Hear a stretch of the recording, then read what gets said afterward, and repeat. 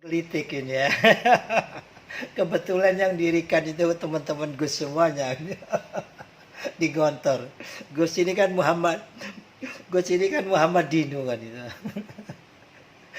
Masuk HMI karena ditarik teman-teman Gontor kan gitu. Tapi Gus kan tinggalnya di Tebu Ireng, kumpulnya sama tokoh-tokohnya PMII kan gitu.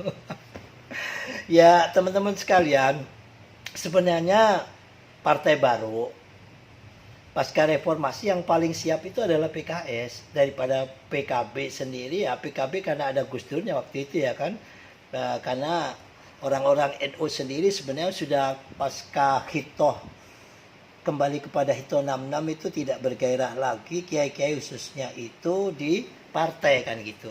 Cuman ya karena melihat Gus Dur dan pentingnya kehadiran kepada bangsa sehingga dipisahkan untuk bicara masalah keagamaan ya di NU dan bicara masalah politik PKB kan gitu. Ya kan, tapi itu tadi PKB dilahirkan oleh NU tapi ya dipakainya oleh kelompok mereka ini ya di saat mau pilek atau pilpres saja kan gitu NU ya. Dan suara NU jarang didengarnya juga. Nggak tahu akhir-akhir ini mungkin agak sedikit mesra kan gitu. Terus selanjutnya bicara tentang PKS ini. Ya itu tadi seperti gue sampaikan tadi. Jadikan hukum ini sebagai panglima kan gitu. Pasca reformasi, orang yang bicara Pancasila ini dianggap adalah Orba kan gitu. Dianggap kelompoknya Pak Harto kan gitu. Sehingga Undang-Undang Dasar 45 dan Pancasila ini, maaf ya ini istilah ya, jangan diblur dibilang yang enggak kan gitu. Kitab sucinya negara Indonesia kan gitu loh ya. Nah ini justru dirobek-robek kan gitu.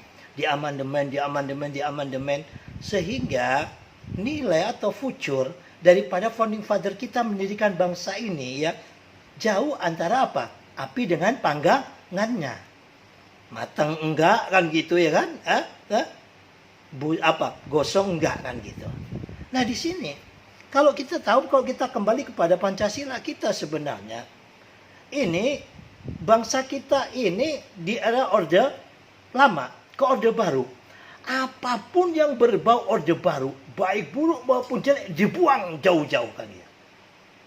Pembunuhan karakter daripada Orde Lama. Begitu Orde Baru tumbang di era reformasi, apapun yang berbau Orde Baru ya kan, itu dibuang. Padahal masih banyak yang baik. Bahkan yang paling berani adalah Gus Dur saat itu kan. Bubarkan Partai Golkar justru dimusuhi kan gitu loh. Karena itu tadi membubarkan semuanya yang ada. Kembali kepada pertanyaan PKS ini. Yang mana di saat Orde Baru Ajas Tunggal adalah Pancasila. Tapi begitu Ajas Tunggal ini dibuang, ya sah-sah saja dong kan gitu loh. Ya kan? Karena nggak ada kaidah hukumnya. Siapapun ya, pakai nama apapun, untungnya kan TAP MPRS nomor 25 atau 26 ya, tahun 66 itu kan tidak dihapuskan gitu. Itu padahal tidak dihapus, seorang Rikap Ciptaning berani membuat buku Saya Bangga Jadi Anak PKI dan buku-buku yang lainnya kan gitu loh. Nah di sini inilah, karena pembiaran terhadap masalah-masalah hukum dari yang kecil menjadi besar. Lah kalau sekiranya kita kembali basic ya kepada negara kita, bahwa Pancasila ini adalah misa kongorido seperti orang-orang NU ya, khususnya pasca muktamar ataupun munas di Situbondo itu tahun berapa itu, di saat Gus masih pesantren itu kan, di zaman Yai Samsul Arifin, Yai As'ad Samsul Arifin dan Yai Idam Holik kan gitu, bahwa NKRI dan Pancasila itu final. Nah di sini waktu reformasi kan dibredel semuanya. Sehingga PKS dengan syariat Islam dengan macam-macam ya kan, itu ya sah-sah saja kan gitu. Apalagi di saat periode 2004 ya kan, ada partai kecil, partainya Van Rumangkang kan begitu ya, itu Partai PD, Partai Demokrat. Diambillah salah satu presiden yang saat itu masih ganteng kan gitu loh, jadi jenderal ya kan, dijadikan calon presiden, menang kan gitu. Itu partainya teman-teman Gus kan gitu. Van Rumangkang ya sama Bang Roy Martin, teman Gus lintas agama. Begitu jadi presiden dibuang semuanya. Lah, dan di dalamnya mereka itu selama 2 periode ada di dalam kungkungan presiden atau istilahnya mengungkungi presiden karena Partai Demokrat saat itu kecil. Ingat, jauh lebih besar PKS kan begitu. Mereka sudah menggurita. Karena pembiaran-pembiaran inilah sudah jadi SN, mungkin ada di TNI sama Polri. Kita akan kesulitan mencari daripada celah-celah ini. Ingat, hanya Presiden Jokowi yang berani memberedel perda-perda yang tumpang tindih. Saya salut, respect kepada Presiden Jokowi. Maaf, bukan karena Gus ini relawannya Presiden Jokowi. Perda-perda tumpuk-tumpukan di sana. Perda syariat, perda ini di Madura juga, di Pamekasan, di Tangerang, ya kan, di Padang. Nah ini kan tumpang tindih. Padahal kita sepakat tidak hendak mendirikan negara agama. Tidak hendak mendirikan negara komunis. Tidak hendak mendirikan kapitalis. Tidak hendak mendirikan negara sekuler. Tapi kita mendirikan negara Pancasila. Yang mana kita ambil semua saripati dari negara-negara besar ini oleh Bung Karno bersama teman-temannya di dalam BPUP PKI itu dijadikanlah Pancasila sebagai misa Kongolido kita. Akan tetapi future ini belum ada, Gus katakan belum ada ya di antara presiden yang bisa melaksanakan secara keseluruhan ya. Kalau hampir ya ada. Contoh soal kayak Pak Jokowi ini kan mau melaksanakan itu ya dalam rangka pelaksanaan. Diuji dengan waktu adanya pilkada di mana? Di DKI. Sehingga timbul kelompok-kelompok ya, kelompok mereka ya. Ini dapat dukungan gara-gara keplicutnya omongannya Ahok kan gitu. Di Pilpres dimainkan lagi. Sekarang mau berbuat untuk mewujudkan keadilan sosial bagi seluruh rakyat Indonesia agar ada pemerataan pembangunan, bukan hanya Jawa yang hebat, bukan seakan-akan apa? Orang Jawa ini jadi penjajahnya pulau-pulau lain. Ini diwujudkan luar biasa sama Presiden Jokowi. Ibu kota dipindah mau di Kalimantan. Diuji dengan pandemi. Maka dari itu kepada adik-adikku sekalian ya. Yang adik-adik tapi yang umur 60 ya. Itu kakak saya, abang saya kan gitu ya. Ayo kita kembali to basic. Bagaimana Misa Kongolido, ikatan perjanjian yang kuat ya, seperti Rasulullah mendirikan Madinah itu adalah perjanjian Hudaybiyah, ya kan, yang dilakukan. Tapi begitu dilanggar diperangin, gitu loh. Siapapun yang melanggar pada Misa Kongolido pada bangsa kita, ayo dengan tegas. Karena bangsa kita ini tadi dibangun oleh kekuatan banyak partai. Sehingga bukan hukum yang jadi panglima, tapi kepentingan politik yang didahulukan. Sehingga kalau sudah melebar kemana-mana, seperti PKS ini, kita mau berbuat apa kan gitu. Banyak anggota mereka di daerah-daerah, perang yang terjadi. Maka kita kembalikan bagaimana ya di BPIP ini kita dukung. Agar apa? Pancasila ini bisa kita putuslah satu generasi kan gitu. Dari era reformasi ini, teman-teman yang ada di sini nih, mudah-mudahan jadi generasinya Pancasila, bukan generasinya transnasional kan begitu. Kita ajarkan ya. Apa? Pancasila ini mulai dari SD sampai perguruan tinggi ya. Sambil lalu kita benahi. Yang penting kalau Gus utamakan bagaimana hukum ya. Orang Indonesia itu takut kok kalau sudah ditangkap. Ya, jangan terlalu bermain politik lah. Kalau itu sudah masuk ranah hukum, sudah hukum yang bicara. Bukan politik yang bicara. Kalau politik yang bicara kayak begini, sudah repot kan gitu. Negara kita negara Pancasila, tapi ada bendera lain selain merah putih. Dan di situ ada polisi, ada TNI, nggak berani apa? Menangkapnya. Harus nunggu dilaporkan, kan bingung. Ya nggak? Kan bingung. Lah kalau mau menangkap takut terjadi huru hara ataupun keramaian sosial. Itu yang jadi pertimbangan. Mudah-mudahan video ini ya bisa sampai ke teman-teman parlemen, bisa sampai kepada teman-teman atau orang-orang yang duduk di istana, sehingga bisa mendengarkan ini ya. Kalau hukum itu didahulukan politiknya, maka akan sulit. Tapi kalau hukum dijadikan panglima, insya Allah, apalagi kita punya Presiden Jokowi, ya, tidak pernah berpikir untuk kepentingan dirinya, tapi berpikir untuk kemaslahatan Indonesia. Anaknya Gibran sebenarnya Gus gak setuju kan jadi wali kota di Solo. Tapi Gus salut tidak ada proses bapaknya nitip ini itu, semuanya dilalui proses seperti yang lainnya kan gitu. Dan sampai detik ini Gus tidak mau mendukung politik di dinasti yang ada kan gitu. Gus salut kepada Presiden Jokowi, apa yang telah dilakukan ini kita dukung. Ayo bersama kita dukung ya, agar Indonesia maju bisa dapat terwujud ya. Nawacita Presiden Jokowi kedua ini dapat terwujud. Siapa yang mengganggu? Sebenarnya bukan kelompok radikalis. Kelompok radikalis ini hanya dimanfaatkan oleh kelompok-kelompok lainnya. Satu, kelompok apa? Kelompok-kelompok kapitalis ataupun kapitalis yang kotor yang suka bermain di air keruh itu kan. Dengan kepemimpinan Presiden Jokowi, mereka merasa tidak nikmat kan gitu. Bagaimana Presiden Jokowi cepat turun kan gitu, ya. Terus yang kedua, kelompok-kelompok yang ngebet nunggu 2024 takut mati duluan kan gitu ya. Sehingga apa? Mencoba untuk mengalir di air keruh di saat pandemi ini menggunakan apa? Bahasa pemakjulan. Nah, ini dimainkan oleh kelompok radikalis kan gitu. Dan radikalis siapa yang mendanai? Ya mereka-mereka itu yang berkepentingan ketemu pada satu apa? Lubang, yaitu lubang selokan kan gitu. Bukan lubang air susu tapi air tobak kan gitu. Demikian dari Gus ya. Dari narsum satunya mungkin bisa menjawabnya. Terima kasih. Assalamualaikum warahmatullahi wabarakatuh. Ya, kami akan menjawab kepada dulurku kelompok nasionalis ini. Ya, yang pertama menurut Gus, satu, apa yang kita dapatkan dulu di masa generasi seumuran Gus ya. Ya, Gus lahir 68, ya kurang lebih sekitar umur 52 atau 25 ya. 52 ya.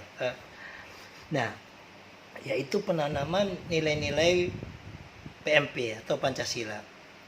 Nah, nanti apapun namanya, kalau sekiranya PMP ini kurang cocok di era sekarang, itu diajarkan bahwa Pancasila itu adalah bagian daripada way of life kita di dalam berbangsa dan bernegara. Baik itu namanya pendidikan Pancasila atau apa, dari SD sampai perguruan tinggi itu harus ada.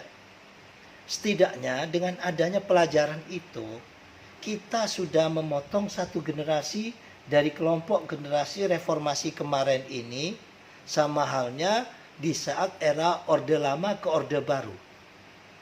Di era Orde Lama ke Orde Baru, orang takut bicara tentang nasionalisme. Orang takut bicara tentang pemikiran Pak Karno karena dicap PKI. Nah, sementara Pak Harto mengakomodisir ataupun menjadikan Pancasila ini sebenarnya apa yang ada di Pak Karno. Cuman dalam perjalanan akhirnya itu terus dimodifikasi, akhirnya dipolitisasilah Pancasila kita. Sehingga menangkap orang, membunuh orang, menahan orang, membungkam demokrasinya orang atau kelompok lain dengan bahasa Pancasila. 98 adik-adik mahasiswa bersama teman-teman aktivis bergerak menggulingkan Orde Baru. Nah, di saat Orde Baru ini, khilafnya teman-teman reformasi 98 itu memberikan cek kosong kan begitu. Kita tahu ya, kalau Gus pinjam istilah ya, bahwasannya Quran dan hadis itu adalah landasan utama umat Islam kan gitu. Injil landasan utama orang Kristen kan gitu. Begitu juga orang-orang Yahudi dengan kitab-kitabnya dan agama-agama lain. Dan Undang-Undang Dasar 45 dan Pancasila ini adalah landasan utama atau maaf, Gus pinjam istilah saja, kitab sucinya negara Indonesia. Lah di era reformasi ini banyak titipan-titipan, banyak kelompok-kelompok yang mengaku pahlawan atau banyak yang pahlawan kesiangan nelikung di tengah jalan, masuklah di parlemen. Diubahlah undang-undang dasar kita ya, dan orang tidak berani bicara akan Pancasila lagi ini kesalahan pertama Pak, sehingga Pancasila kita diabaikan begitu saja. Begitu zaman Pak Taufik Kemas jadi ketua MPR, dihidupkan kembali, akan tetapi kok salah kan gitu, jadi apa, 4 pilar bangsa, dan pada periode selanjutnya diganti 4 pilar MPR. Baru di saat BPIP ini, lah ini keliru lagi ya. BPIP tujuannya diperkuat dengan undang-undang. Ini kok tambah bikin RUU HIP yang menjadi pro kontra. Penanaman nilai-nilai ideologis terhadap kebangsaan itu penting. Sebab manusia itu memiliki 3 kekuatan, Pak. 1, kekuatan jasmania. Ya, yang mana kekuatan jasmania ini kita harus makan dan minum. Dan kedua yaitu kekuatan ruhania. Kekuatan ruhania ini dari kitab suci, dari hal-hal yang gaib yang kita yakini. Dan yang ketiga yaitu nafsania. Kekuatan-kekuatan psikologis. Kita takut, kita marah, kita cinta bangsa dan sebagainya, ya. Kita cinta istri kita, pacar kita dan sebagainya. Itu nafsani. Nah, ini terbangun dari nilai-nilai keilmuan. Sementara kader anak bangsa kita ini hilang sudah. Banyak yang nggak tahu tentang Pancasila. Bagaimana mau mencintai? Can know, can love. Ya, tak kenal maka tak sayang, kenal saja tidak. Ama Zainab dan Fatimah bagaimana bisa cinta. Nah, ini tadi kembali back to basic. Anak-anak kita harus diajarkan pelajaran Pancasila. Nggak tahu apa namanya. Terus yang kedua, jadikan hukum adalah panglima tertinggi pada bangsa kita. Nah, sementara pasca reformasi negara kita ini, Pak, ya, penanya tadi, Pak, siapa namanya? Lupa, Gus kenal tapi lupa nama ini, ya. Bangsa kita pasca reformasi dari banyak partai dulu zaman Orde Lama ke Orde Baru dibungkus menjadi 3 partai. Bagus ini sebenarnya. Cuman sayangnya jadi trinitas kan itu. 3 tapi 1 kekuasaan pada hegemoni cendana. Nah, di era reformasi ini dengan banyak partai, disinilah banyak kepentingan. Orang yang punya uang, ya, yang bisa membeli massa, yang bisa membeli ormas-ormas, dia membangun partai. Sehingga kekuatan di dalam membangun bangsa ini banyak dimotori oleh kelompok-kelompok kapitalis. Nah, kita tahu kan, para kapitalis ini pemikiran utamanya untung dan rugi. Bukan apa yang diharapkan oleh pendiri bangsa kita, yaitu berkumpulnya di parlemen ini adalah kerakyatan yang dipimpin oleh hikmat. Di sini adalah yang utama orang yang punya hikmat, punya keilmuan, kan begitu. Tentang apa? Ketuhanan yang Maha Esa. Nah, di situ adalah dipegang orang yang punya hikmat dari kelompok orang-orang religius, kan gitu. Persatuan Indonesia dipegang oleh kelompok-kelompok TNI Polri, kan begitu. Nah, sampai orang-orang kebudayaan, profesor. Nah, sehingga apa yang diharapkan di sini, hukum bisa kuat. Lah sekarang hukum nggak bisa kuat, Pak, kan begitu. Adanya, maaf, ya mudah-mudahan jangan ada yang tersinggung kan gitu, kelompok-kelompok FPI. Kenapa sampai sekarang kok masih eksis? Ya karena basis masanya jelas kan begitu. Dipelihara oleh kelompok yang lainnya demi kepentingan mereka di saat pilpres. Begitu juga HTI kan gitu. Dipeliharalah oleh kelompok yang berhaluan mereka. Ya maaf, kalau nggak salah ini ya PKS, kalau nggak salah, tapi kayaknya betul kan begitu. Ya semacam itu. Akhirnya apa? Benturan. Sehingga apa? Pemerintah mau menegakkan hukum yang kuat. Ini tidak bisa. Contoh soal ada yang genit, maaf ya, dari kelompok kiri umpamanya kan gitu. Rika Citaning siapa yang kenal mereka? Kan nggak ada yang kenal. Hanya apa? Membikin popularitas, bikinlah buku, ya kan? Aku bangga jadi anak PKI. Nah itu seharusnya segera ditegur lah sama teman-teman PDIP kan begitu. Tapi dibiarkan begitu saja. Inilah pembiaran yang ada. Begitu juga dari kelompok yang katanya tadi menggunakan bendera merah putih atau hitam kan begitu ya. Bendera hitam yang bertuliskan kalimat tauhid. Lah kalau tulisan tauhidnya nggak apa-apa. Tapi hendak mendirikan bendera di atas bendera merah putih kan gitu loh. Lah ini ketegasan negara, hadirnya negara harus.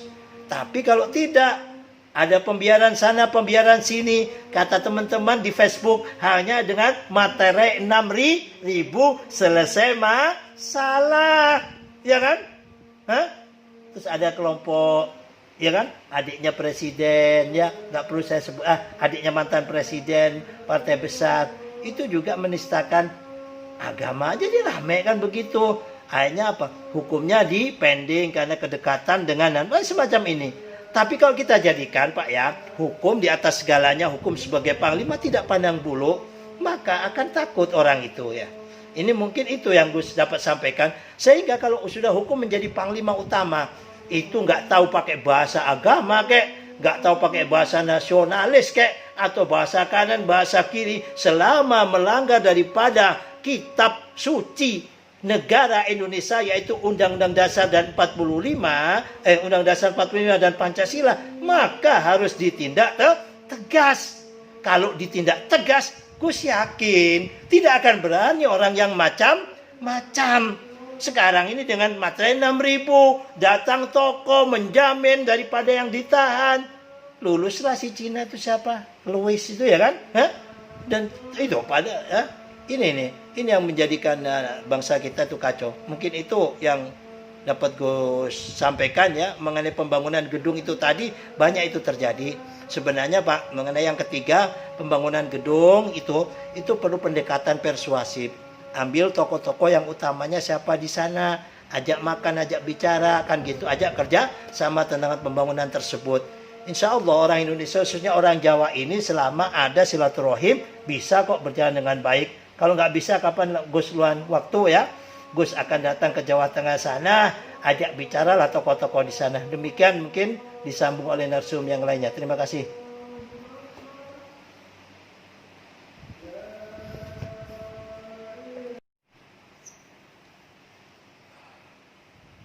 Ya, terima kasih. Ya, sebelumnya kami ucapkan terima kasih kepada pelaksana acara, ya, kepada adik-adik, ya kalau boleh dibilang adik-adik, karena Gus udah kepala 5 ya, adik-adik insya Allah kepala 2 atau kepala 3 ini kan gitu ya. Dari teman-teman majelis diskusi masih kepala 2 ya. Majelis diskusi mahasiswa Jakarta ya. Dan juga kepada peserta semuanya, mereka itu sangat aktif menggunakan media sosial. Dengan ada media Zoom juga semacam ini, mari jangan pernah lelah untuk mencintai Indonesia, rumah kita. Jangan pernah lelah untuk mencintai Pancasila sebagai misakon golido, perjanjian yang kuat. Tanpa Pancasila sulit kita. Sejauh mata kita memandang dari Sabang sampai Merauke, mulai dari rambut ya, itu berbeda. Ada yang lurus rambutnya, ada yang ikal, ada yang ngombak-ngombak kan gitu. Ada yang keriting kayak di Papua, ada kayak Gus ini orang Jawa plus Madura, keriting enggak, ngombak enggak, jadi sisir susah kan gitu. Begitu juga warna kulit, adat budaya, adat istiadat, dan juga yang paling miris adalah perbedaan agama apabila dimainkan. Kita sangat terima kasih kepada founding father kita, kepada para mujahid kita, kepada para pendiri bangsa kita yang bisa menyatukan dari Sabang sampai Merauke jadi satu bendera, jadi satu bahasa, jadi satu kekuatan, yaitu NKRI dan Pancasila ini. Alangkah berdosanya kita semuanya, alangkah naifnya kita semuanya sebagai anak bangsa yang diwarisi Indonesia yang hijau royo-royo dengan kekayaan alamnya ini, kalau kita tidak bisa menjaganya. Kata Bung Karno, ya, kutitipkan ya Indonesia ini kepadamu. Kutitipkan Indonesia ini kepada seluruh generasi anak bangsa ini. Jangan nunggu adik-adikku sekalian para mahasiswa dan juga para peserta Zoom ini. Kalian menjadi DPR, kalian menjadi pejabat. Gus aja menjadi dari dulu berjuang mulai tahun 2000-an ya kan? Hah? Kemana-mana keliling deradikalisasi, nggak pernah ada pejabatan kan gitu. Tetap saja jadi kiai deso kan gitu. Tapi tetap terus berjuang. Tujuannya apa? Kita kepingin menjadi anak yang soleh terhadap bangsa ini. Bagaimana warisan yang telah diberikan oleh founding father kita ini, kita bisa bersatu padu dengan orang Papua, dengan orang Madura, dengan orang Batak, dengan orang Sunda, ya kan? Sunda aja bahasanya yang Tasik apa? Halus kan gitu. Di Banten sini aing-aing. Oh kalau orang apa Tasik dibilang aing, wah matanya begitu. Itu berbeda. Ini luar biasa, bisa disatukan. Mari ya, kita jaga Indonesia kita. Kita sadarkan adik-adik kita yang terpapar pemikiran radikalis. Ingat, ya, mereka itu tidak merasa bersalah. Mereka itu merasa dirinya adalah mujahid. Maka kehadiran kalian-kalian yang sudah mendapatkan pencerahan terhadap NKRI dan Pancasila sehingga menjadi kelompok atau orang yang religius nasionalis inilah, dekati mereka. Dekat mereka dengan kasih sayang. Insya Allah ilmu mereka cetek-cetek kok. Iya. Karena apa? Terus divirusi dengan likok-likok mereka ini, dengan doktrin-doktrin negara agama ini, seakan-akan itu fucur, seakan-akan itu luar biasa, sehingga tidak mau mendengar kita. Sementara kita bukannya mendekati, bukannya memberikan masukan, justru memusuhinya. Ingat, bagaimanapun mereka, teman-teman kita yang ada di Rohis, teman-teman kita yang ada di LDK, teman-teman kita yang ada di Tarbiyah, mereka itu adalah juga anak bangsa Indonesia. Bisa nggak? Kalau saat ini berapa yang hadir? Umpamanya 50. Mengikuti langkah likok mereka kelompok-kelompok Hizbut Tahrir. Ya. Gus, kalau diundang lagi, masing-masing yang hadir sebagai peserta minimal, ya, seperti doktrinnya PKS, doktrinnya HTI, membawa 1 sampai 3 orang. Kalau hari ini 50 orang, maka pertemuan kita selanjutnya harus mengambil mendoktrin menjadikan kelompok baru menjadi di kelompok likok kita, likok kebangsaan kita ini, ya kan, menjadi 150. Pertemuan kita selanjutnya menjadi 450. Pertemuan kita selanjutnya menjadi 600. Itu yang mereka lakukan. Why he can and I can?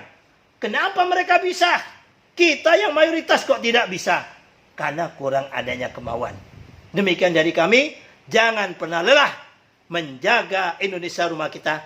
Jangan pernah lelah menjaga Pancasila sebagai misa kongolido kita. Demikian dari kami. Billahi taufiq wal hidayah wal ridha wal inayah wallahu muwaffiq ila aqwamit thoriq. Assalamualaikum warahmatullahi wabarakatuh. Allahu Akbar. Allahu Akbar. Merdeka!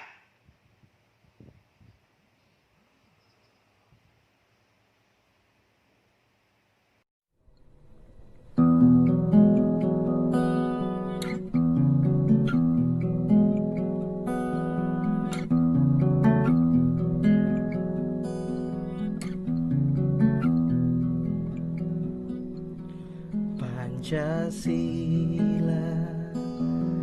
rumah kita, rumah untuk kita semua.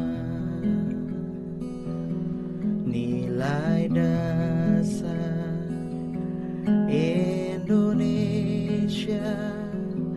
rumah kita selamanya. Untuk semua puji namanya, untuk semua cinta sesama, untuk semua warna menyatu, untuk semua bersambung rasa, untuk semua